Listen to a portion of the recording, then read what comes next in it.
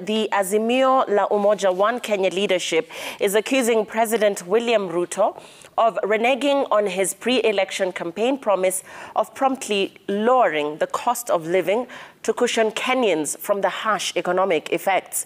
Wiper leader Kalonzo Musyoka says Ruto had kicked off on a questionable note and is demanding full disclosure on the purchase of the fertilizer being distributed to farmers at subsidized rates.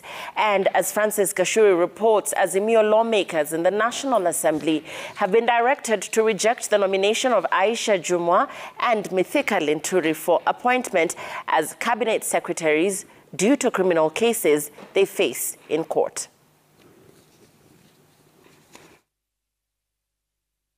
Barely hours after President William Ruto made his inaugural address to the August House and officially opened the 13th Parliament, Azimio la Umoja One Kenya leaders emerged to poke holes in his 47-paragraph speech, the shortest in the history of parliamentary speeches made by his predecessors.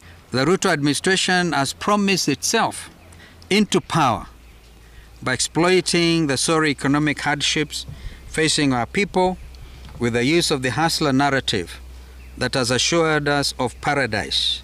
It is now our duty to remind this administration of their campaign promises. Actions speak louder than words, as they say. It can never be promises after promises after promises.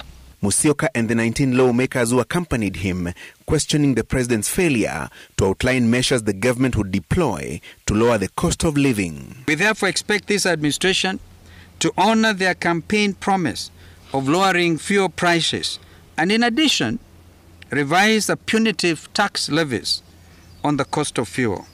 Days after taking over, the president announced a subsidized fertilizer program at a cost of 3.5 billion shillings. The 71,000 metric tons of fertilizer ostensibly meant to spur increased yields in approximately 1.4 million acres of land and targets counties undertaking planting season during the short rains. We also question how this fertilizer was procured, when it was procured, and where it was sourced from.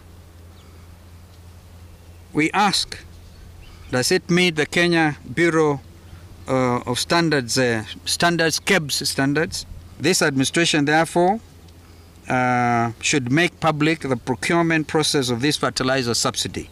In his speech, Ruto announced measures to tame the ballooning national debt stock and cost of running government, including a slash on ministerial allocations in the 2022-2023 budget of 3.3 trillion shillings that has a deficit of close to 900 billion shillings. I have instructed Treasury to work with ministries to find at least 300 billion shillings in this year's budget so that we can remove it, because the market cannot sustain the kind of borrowing we are doing as government.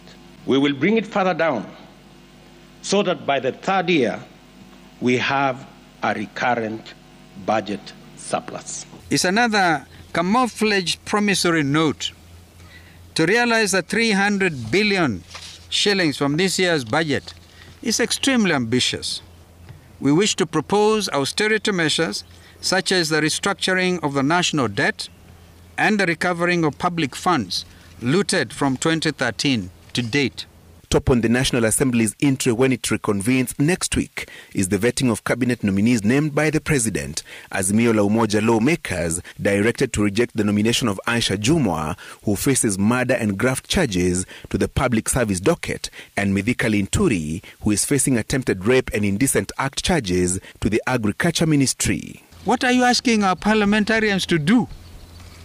Honestly, to go into the committees, compromise them with money here and money here, and actually approve people with criminal cases.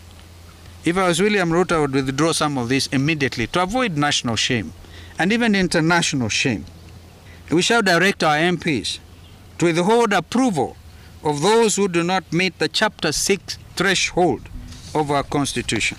Azimio maintaining the push for reforms in the electoral body IEBC, as well as the Supreme Court that upheld the victory of President Ruto. In the light of what we now know, we must reform the Independent Electoral and Boundaries Commission, IEBC, to be able to, perchance, going forward, guarantee our children free, fair, and credible elections. With regards to the judiciary, there can never be justice if our judicial system can be adversely influenced to subvert the rule of law and the course of justice. Francis Gachuri, Citizen TV.